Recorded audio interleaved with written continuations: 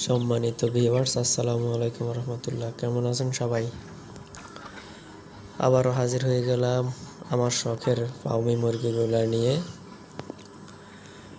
আজকে আবার খাবার আসলে শেষ হয়ে গেছে, তাই ঘরের থেকে আবার চাউল দিলাম।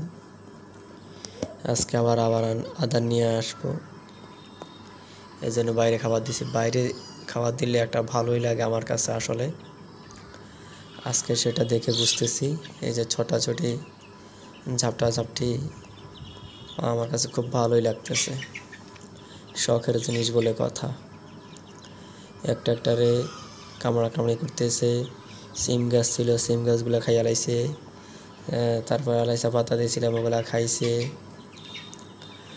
আর ঘর থেকে ছাড়ার পর থেকে ছোটাছুটি দেখছেন কীভাবে তারা আনন্দে উৎসব করতে আছে। আমার কাছে এমন লাগতেছে, খুব ভালো লাগতেছে আমার কাছে। আপনাদের কাছে কেমন লাগতেছে জানাবেন।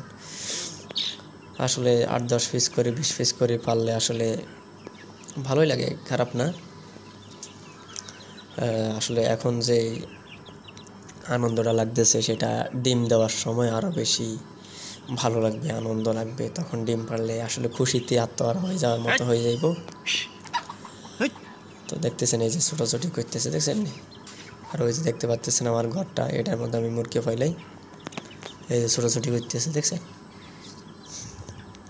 আমি একবার বলছিলাম, আরে তাক করায় দাঁড়ায় রয়েছে।